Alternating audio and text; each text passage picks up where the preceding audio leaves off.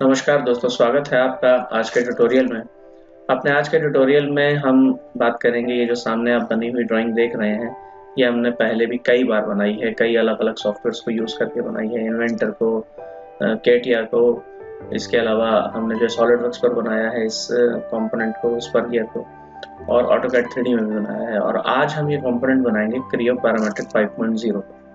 तो दोस्तों हम इसे शुरू करते हैं बनाना। जैसा कि ड्राइंग अपने सामने आप देख रहे हैं, यहाँ पर हम सबसे पहले तो क्या करेंगे, ये देखिए डायमीटर है 120, ये है बेस वाला पोर्शन, बेस वाला डाया। इस डायमीटर को हमें एक्सट्रूड करना है कितना, 60। तो चलिए हम शुरू करते हैं। दोस्तों जब क्रियो पैरामेट्रिक के आइकन पर आप डबल क्लिक करते हैं तो इस तरीके का स्क्रीन आपके सामने आता है। यहाँ से हम पहले न्यू पर क्लिक करेंगे तो आपको अलग अलग मॉड्यूल इसके नजर आएंगे। अभी देखिए यहाँ पर हाईलाइटेड कौन सा है, वो है पार्ट पर जब आप जाते हैं तो नीचे देखिए यहाँ पर चेक मार्क होता है यूज डिफॉल्ट टेम्पलेट पर। इसकी डिफॉल्ट सेटिंग जो होती है वो इंचेस में होती है। हम यहाँ से इसे रिमूव करेंगे। रिमूव करने के बाद ओके पर क्लिक करेंगे। ओके पर जैसे ही क्लिक करते हैं यहाँ पर आपसे ये यहाँ पर जो है प्रॉम्प्ट आपके सामने आता है। देखिए यहाँ पर ये है इंचेस में, ये यूनिट सेट है। हम थोड़ा सा स्क्रॉल करके इसे नीचे लेकर आते हैं। यहाँ पर देखिए MMNS पार्ट सॉलिड, ये हमें सेलेक्ट करना है। हम इसे सेलेक्ट करते हैं और ओके पर क्लिक करते हैं। अब आप जो भी कंपोनेंट बनाएंगे वो MM में बनेगा। इसकी यूनिट जो है वो MM में सेट हो गई। अब इस तरीके का GUI जब देखते हैं आप सामने आ रहा है, जैसा कि ऑलमोस्ट एक जैसा है सॉलिडवर्क्स और इसमें क्रियो पैरामेट्रिक में। तो हम देखते हैं कि अब इसमें कैसे वो कंपोनेंट बनेगा। तो यहाँ से दोस्तों हम सबसे पहले तो एक्सट्रूड पर क्लिक करते हैं। एक्सट्रूड पर क्लिक करने के बाद प्लेसमेंट के बाद डिफाइन के बाद हम यहाँ से यहाँ पर तीनों प्लेन आपको विजिबल थे। मैंने यहाँ से टॉप प्लेन क्लिक किया, इसे सेलेक्ट कर दिया और ये एरो आपको ये बता रहा है कि जो डायरेक्शन ऑफ एक्सट्रूजन होगा वो कहाँ होगा। ये एरो नीचे की तरफ जा रहा है तो वो थिकनेस नीचे की तरफ बनेगी, और ऊपर की तरफ आएगा तो ऊपर की तरफ बनेगी। इसे हम ये देखिए ड्रैग करा के ऊपर नीचे भी कर सकते हैं अपनी रिक्वायरमेंट के मुताबिक। यहाँ से अब हम स्केच पर क्लिक करेंगे। ये देखिए अब ये दो लाइनें जो है एक दूसरे को इंटरसेक्ट करके जाने लगी इसी प्लेन पर। यहाँ से हम ये देखिए स्केच व्यू पर क्लिक करेंगे। जैसा कि सॉलिडवर्क्स में आपने देखा था नॉर्मल टू होता है, वैसे इसमें यहाँ पर स्केच व्यू है। अब इसी तरह से हमने पहले एक सर्कल बनाना है। सेंटर एंड पॉइंट ये वाला ऑप्शन लिया हमने सर्कल में जाकर। देखिए यहाँ पर मैं सेंटर पर क्लिक कर रहा हूँ, जहाँ पर ये दोनों प्लेन एक दूसरे को इंटरसेक्ट कर रहे हैं। ये सेंटर है हमारा। मैंने पहला क्लिक यहाँ किया और बाहर जाकर दूसरा क्लिक किया और इसके बाद एस्केप की को दबाया। तो देखिए यहाँ पर डायमेंशनिंग ऑटोमेटिकली आपके सामने हो जाती है। इसे हम चेंज कर सकते हैं। हमें कहीं जैसे स्मार्ट डायमेंशन में हम जाते थे सॉलिडवर्क्स में, और इन्वेंटर में भी ऐसा ही था, और कंस्ट्रेन यूज करते थे हम कैटिया में। तो यहाँ पे हमें किसी पर्टिकुलर कमांड में जाने की जरूरत नहीं है। यहाँ पर हमें डायरेक्टली जो है डायमेंशन दिखाई देने लगती है। हम इस पर डबल क्लिक करेंगे। यहाँ से हम इसे चेंज करेंगे। कितना डायमीटर था 120 और मैंने एंटर प्रेस किया। देखिए 120 mm का ये डाया का एक सर्कल बन गया। यहाँ से ये देखिए ओके पर क्लिक किया और इसके बाद डिफॉल्ट ओरिएंटेशन क्या था उसके लिए हम कंट्रोल D यानी कंट्रोल के साथ D ये की प्रेस करेंगे तो देखिए आपको डिफॉल्ट ओरिएंटेशन में नजर आने लगेगा। अभी तो देखिए ये जो थिकनेस का डायरेक्शन है ये ऊपर की तरफ दे रहा है।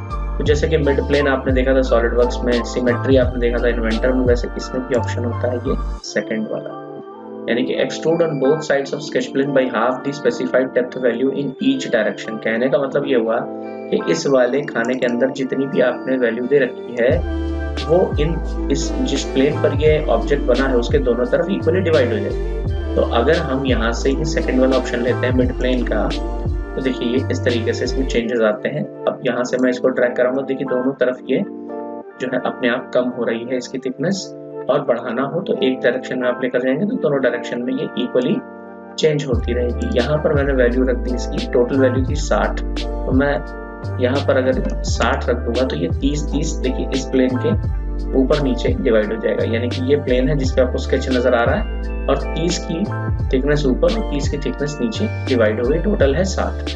तो ये बनने के बाद हम यहाँ से ओके पर क्लिक करेंगे डैशबोर्ड पर। देखिए ओके पर क्लिक किया, इस तरीके से ये ऑब्जेक्ट बनकर आपके सामने आ गया। ये सिलेंडर बना है जिसका हाइट है 60 और जिसका डायमीटर है 120। अब हम इस पर टूथ प्रोफाइल बनाएंगे। देखिए टूथ प्रोफाइल बनाने के लिए यहाँ पर डायमेंशन दे रखी है।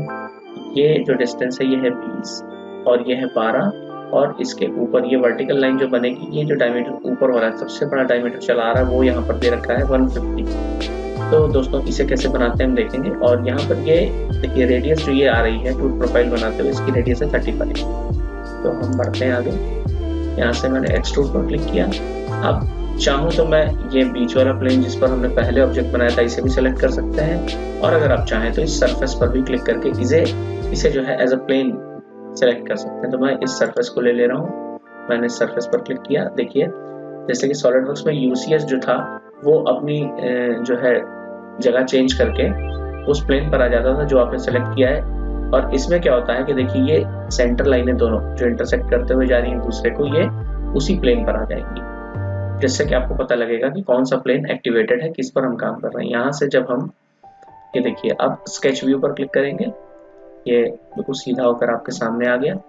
यहाँ से देखिए अब ये है लाइन कमांड। मैंने लाइन पर क्लिक किया और लाइन पर क्लिक करने के बाद ये देखिए ये इस तरीके से ये स्नैप कर रहा है पॉइंट को। मैं इसके क्वाड्रेंट पर गया और यहाँ से एक हॉरिजॉन्टल लाइन बनाई, देखिए इस तरीके से, और एक लाइन और बनाई इससे थोड़ा ऊपर जाकर, इससे थोड़ी छोटी बनी, और एस्केप की दबाकर मैं कमांड से बाहर निकल आया। 2 बार एस्केप की दबाना। देखिए पहली बार में तो कमांड से बाहर पूरी तरीके से नहीं आते, दूसरी बार में आ जाते हैं। देखिए दूसरी बार जब आप एस्केप की दबाते हैं तो आपको ये ऑटोमेटिकली डायमेंशंस नजर आने लगेंगे। इसे मुझे करना है कितना 10 और इस डायमेंशन को करना है कितना 6। और चूंकि वो जो डायमीटर था आपका वो 150 था और ये है 120, यानी कि एक तरफ का डिस्टेंस हो गया 15। तो मैंने इस डायमेंशन पर डबल क्लिक किया, यहाँ वैल्यू थी 15। देखिए हम उसी जगह पर आ गए। इस ड्राइंग को ध्यान से देखेंगे तो ये जो पॉइंट जा रहा है इस वाले सर्कल के क्वाड्रेंट से ऊपर तक का जो डिस्टेंस होगा वो होगा 15, क्योंकि 150 में से आप जब 120 माइनस करेंगे बचेगा 30। तो जो डायमीटर में डिफरेंस आएगा वो आएगा 30 का, और रेडियस में जो आएगा वो 15 का आएगा। हम एक ही तरफ का ले रहे हैं तो इसलिए हमें ये जो हाइट है वो 15 लेनी होगी, क्योंकि हमने यहाँ पर।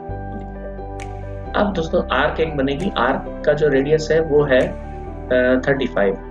यहाँ आर्क में गए, देखिए 3 पॉइंट टेंजेंट आर्क, इस पर मैंने क्लिक किया, इस पॉइंट पर क्लिक किया, फिर इस पॉइंट पर क्लिक किया। देखिए जहां आप इसको जैसे भी रखना चाहें, ये देखिए इसका सेंटर जो है वो इधर उधर मूव कर रहा है।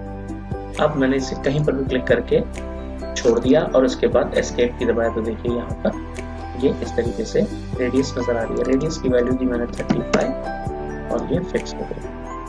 अब इसके बाद दोस्तों क्या करेंगे कि हमको इस वाले सर्कल को, ये पूरा सर्कल इस पे बनाना है। तो इसको बनाने के 2 तरीके, या तो हम यहाँ पर प्रोजेक्ट कमांड को यूज करने की, प्रोजेक्ट पर क्लिक करके इस एज पर ये जैसे ही हाईलाइट होगी क्लिक करेंगे तो यहाँ पर एक पूरा सर्कल बन जाएगा, और उसको हमें डायमेंशनिंग उसकी नहीं करनी पड़ेगी क्योंकि वो रेफरेंस से बन रहा है। और अगर सर्कल कमांड में जाकर दोबारा हम सर्कल बनाएंगे तो 120 का ही हमें चाहिए होगा, जैसे कि आपको दिखाई दे रहा है। तो हम क्या करते हैं, प्रोजेक्ट कमांड को यूज करते हैं। देखिए प्रोजेक्ट कमांड कैसे यूज होगी, मैंने प्रोजेक्ट पर क्लिक किया, उसके बाद देखिए यहाँ पर ऑप्शन आते हैं अलग अलग, सिंगल, चेन, लूप वगैरह। हमने उसको छोड़ दिया फिलहाल। तो ये देखिए जैसे ही ये एज हाईलाइट हो रही है इस पर क्लिक किया और क्लोज कर दिया।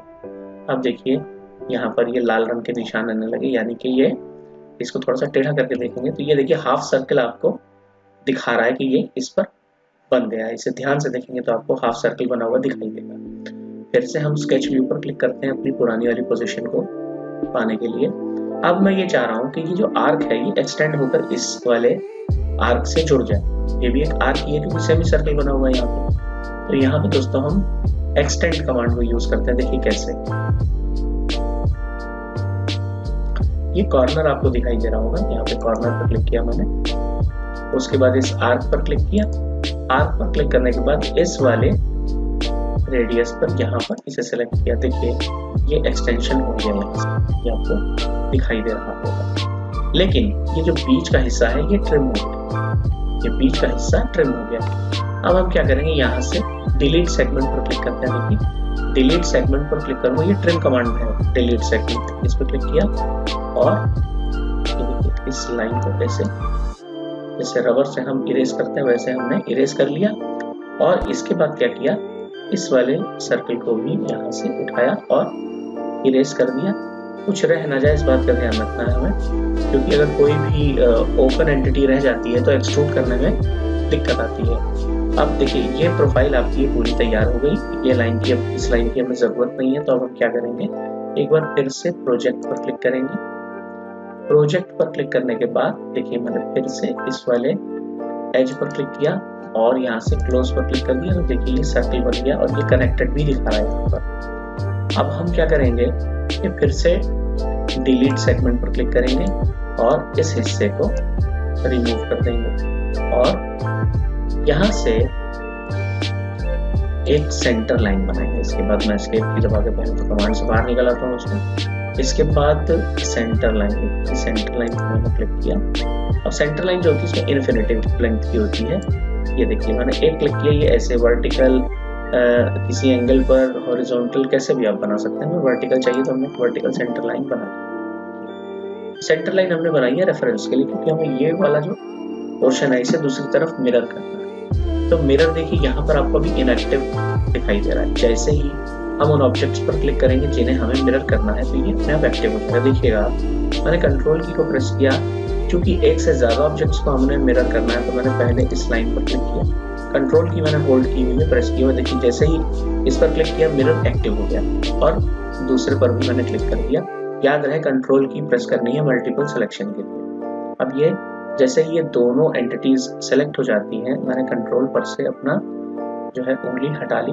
कंट्रोल मैंने प्रेस नहीं किया हुआ है क्योंकि ये दोनों एंटिटीज सेलेक्ट हो गई।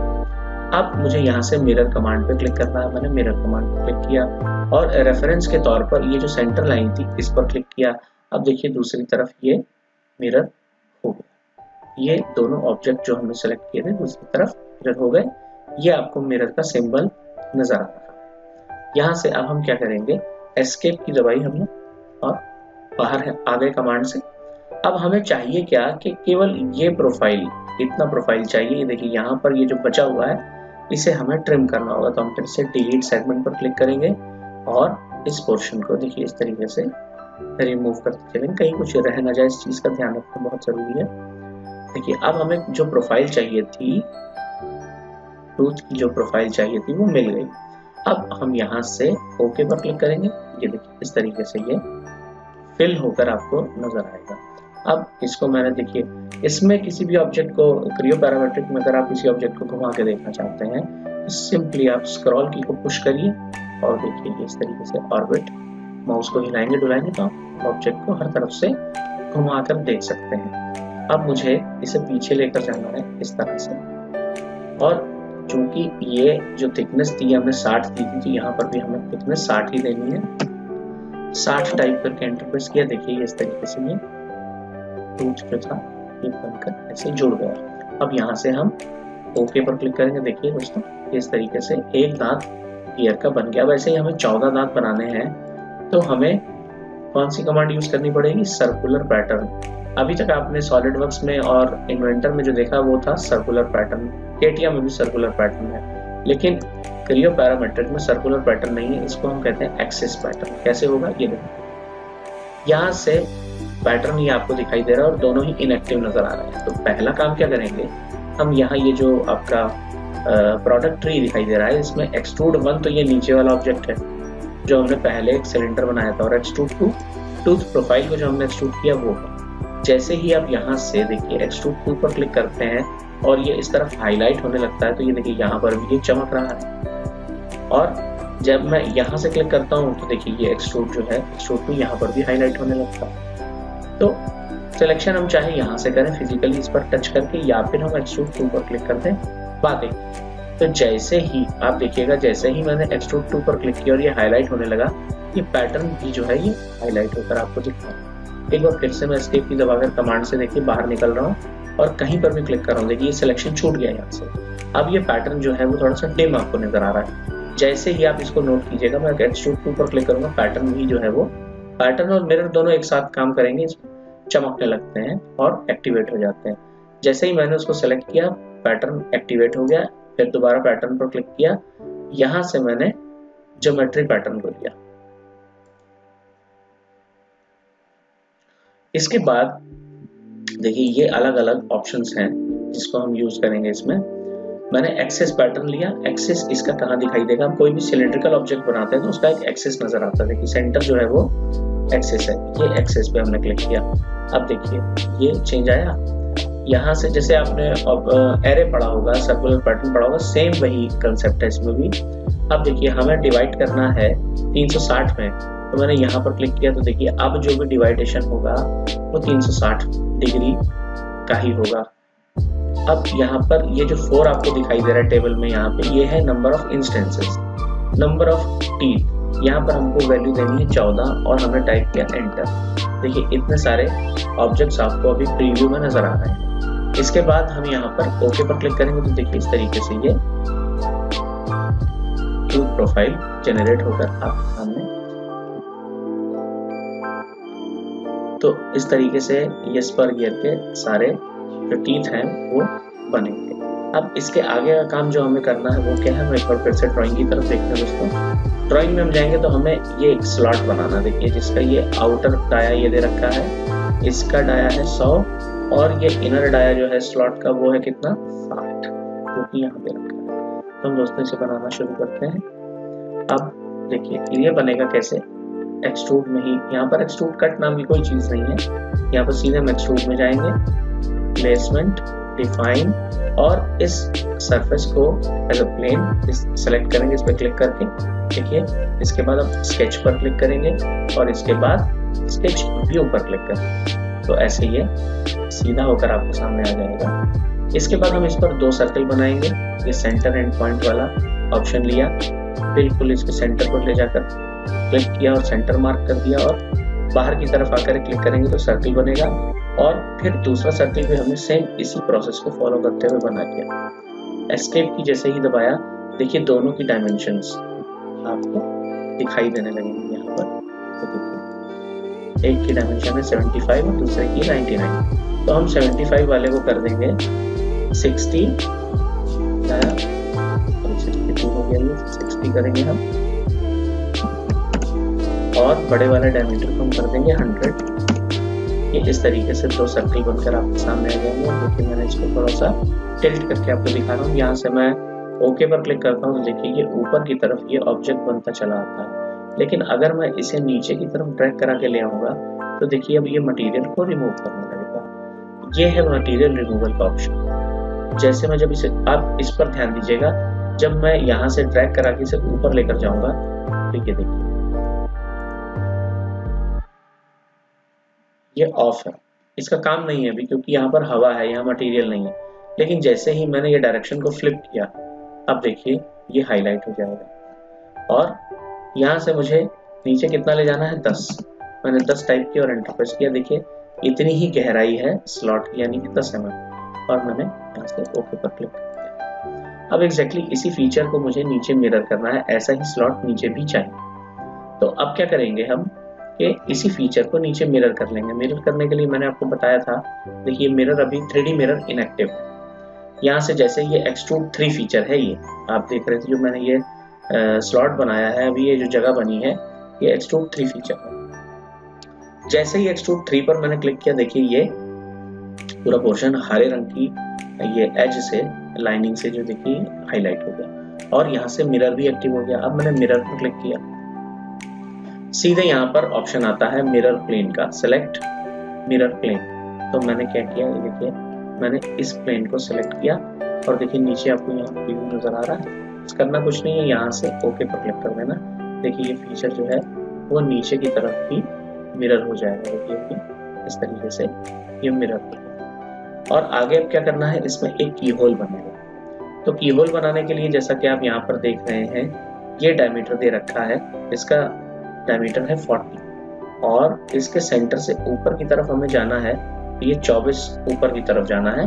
और उसके बाद ये जो की होल की प्रोफाइल है, यहाँ पर ये लाइन जो हॉरिजॉन्टल दे रखी है, ये कितने की है 10। तो हम इसे बनाते हैं दोस्तों, ये बनेगा एक्सट्रूड से, एक्सट्रूड कमांड पर गए और इस वाले सरफेस को एज अ प्लेन हमने इस पर क्लिक किया और सेलेक्ट कर लिया और यहाँ स्केच व्यू पर क्लिक किया। इसके बाद हम सर्कल कमांड में गए, यही ऊपर वाला ऑप्शन ही लेना है, सेंटर एंड पॉइंट वाला, इसके बाद बिल्कुल बीचों बीच में हमने सेंटर पर क्लिक किया और एक क्लिक बाहर आगे किया। एक बात का ध्यान रखिएगा, किसी रेफरेंस के साथ जैसे ये टच कर रही है ऐसे जो है कर्सर आपका टच ना करे, नहीं तो उसकी डायमेंशनिंग नहीं हो पाएगी, वो उसी रेफरेंस को ही अपना डायमेंशन मान के वो ऑब्जेक्ट बन जाएगा।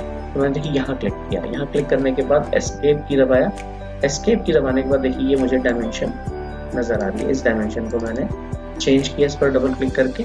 जैसे डबल क्लिक किया ये हाईलाइट होने लगा, मैंने यहाँ पे 40 टाइप करके एंटर प्रेस किया, ये 40 डायमीटर का एक सर्किल बन गया। इसके बाद दोस्तों इसके सेंटर से एक लाइन जाएगी इस तरह से, और इस लाइन की वर्टिकल हाइट जो होगी वो होगी 24, जैसा कि उस ड्राइंग में दे रखा था।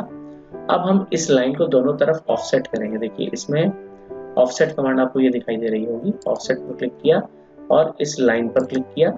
अब देखिए ये एक डायरेक्शन यहाँ से जो हमें दिखाई दे रहा है वो क्या है, वो है आपका यहाँ से 10 तक, तो इसे हम 5 टाइप करके एंटर प्रेस करेंगे और देखिए ये बन गया। इसके बाद क्लोज कर दिया।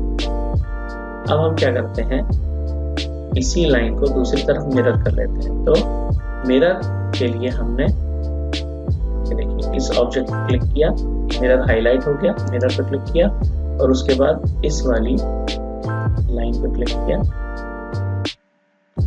ये दिखा रही है हमें। तो हमें इसके लिए सेंटर लाइन बनानी पड़ेगी। तो हम फिर से एस्केप दबा के कमांड से बाहर निकलते हैं, 2 बार एस्केप दबाया। अब जो है ये देखिए सेंटर लाइन, यहाँ से हमने ये सेंटर लाइन ली। सेंटर लाइन मैंने आपको बताया था कि इन्फिनिटिव होती है, तो देखिए लाइन इस तरीके से बना ली। अब इस लाइन पर क्लिक किया, मिरर पर क्लिक किया और इस सेंटर लाइन पर क्लिक किया। देखिए दूसरी तरफ लाइन अपने आप आपको बनी हुई नजर आने लगी। अब एस्केप दबाकर हम कमांड से बाहर निकलते हैं और फिर लाइन कमांड में जाकर मैं इन दोनों पॉइंट्स को आपस में मिलाकर जोड़ देता हूँ।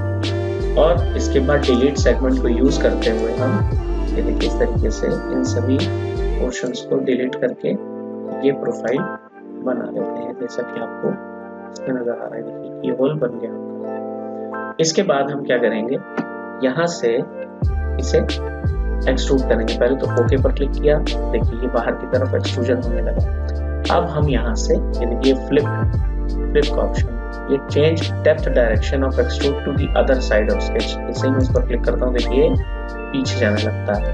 अब यहाँ से या तो मैं वैल्यू दे दूँ, मुझे वैल्यू मालूम है कि 60 है, और या तो फिर यहाँ से देखिए यहाँ पर ये एक ऑप्शन आता है, जैसे सॉलिडवर्क्स में आपने थ्रू ऑल देखा होगा। ये देखिए extrude to intersect with all surfaces, मतलब यहाँ से हमें डेप्थ देने की जरूरत नहीं है, जितनी भी सरफेसेस रास्ते में आएंगी वो उनको आर पार करते हुए चला जाएगा।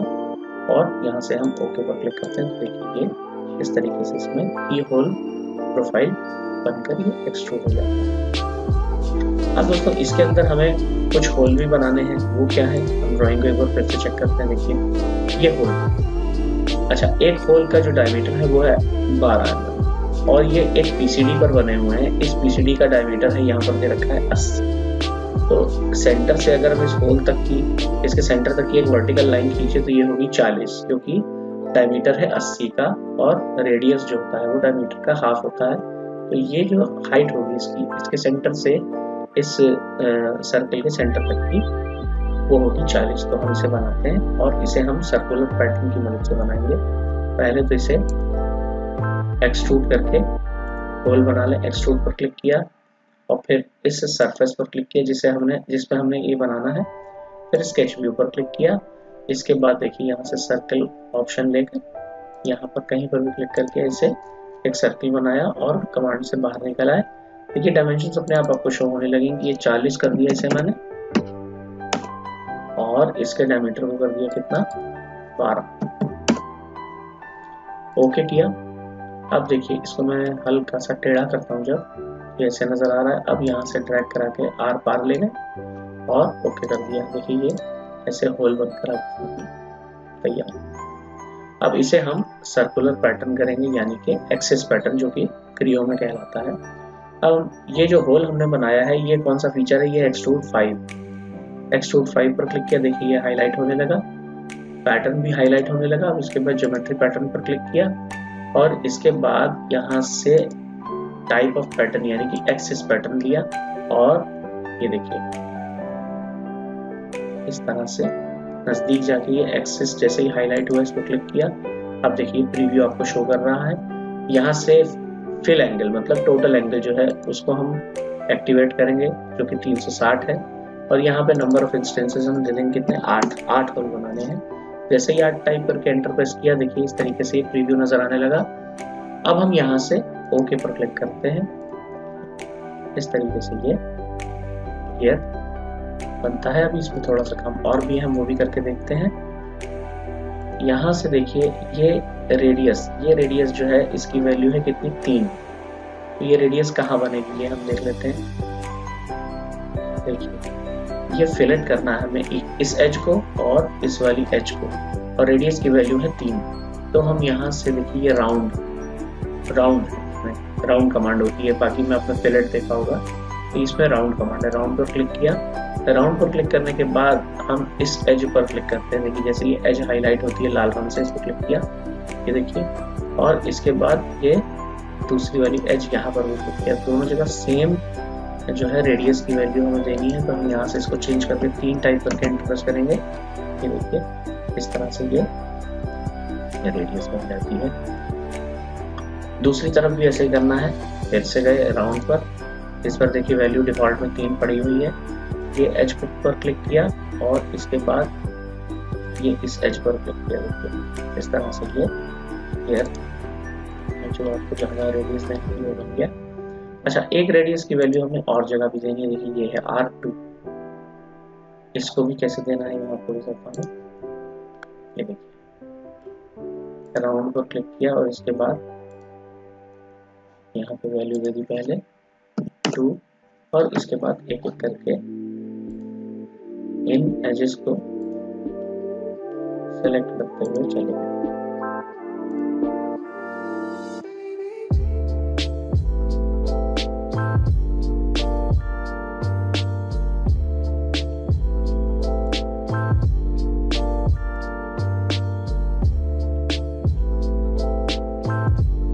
सिलेक्शन का दोस्तों बहुत ध्यान रखना है। सिलेक्शन करते वक्त जो है अगर हम जूम कर लेते हैं तो हमें इसका फायदा होता है।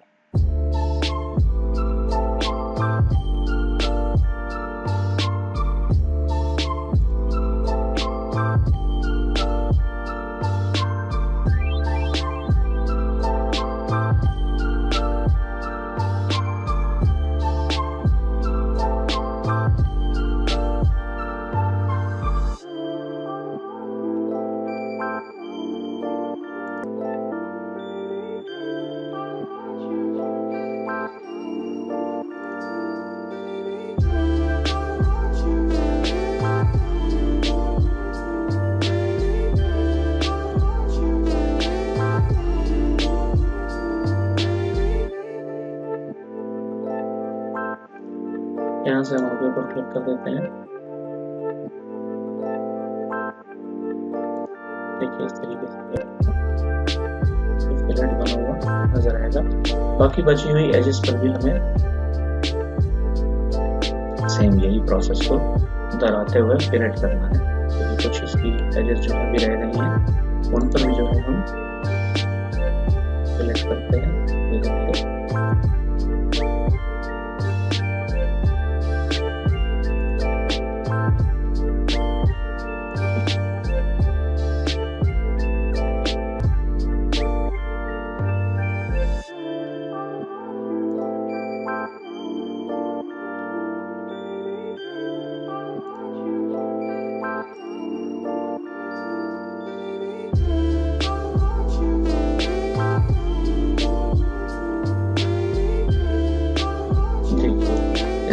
ये पूरा होता है यहाँ से कर दिया। और अगर हम प्लेन्स को जो है वो हटाना चाह रहे हैं, थोड़ी देर अगर हम इसे इक्वल करना चाहते हैं, देखिए इसके लिए क्या करेंगे, सेलेक्ट ऑल करने से ये देखिए एक्सिस डिस्प्ले भी हट जाएगा, पॉइंट डिस्प्ले, कोऑर्डिनेट सिस्टम का डिस्प्ले, प्लेन डिस्प्ले सब हट जाएगा। आप चाहे तो किसी भी एक को हटा सकते हैं और चाहे तो सेलेक्ट ऑल करके हर एक को हटाकर आप इसे देख सकते हैं। तो दोस्तों ये मेरा जो था क्रिया पैरामेट्रिक 5.0 का पहला ट्यूटोरियल था। अगर आपको ये वीडियो पसंद आता है और इससे आपको फ़ायदा होता है इसको देखने से, तो प्लीज़ मेरे चैनल को सब्सक्राइब करें। और जिन लोगों ने अभी तक जो है बेल आइकन को नहीं दबाया, वो प्लीज़ मेरे वीडियोस के नोटिफिकेशंस को सबसे पहले पाने के लिए बेल आइकन को ज़रूर दबाएं। और इस वीडियो से रिलेटेड अगर आपकी कोई क्वेरी है तो प्लीज़ उसे कमेंट बॉक्स में डालें।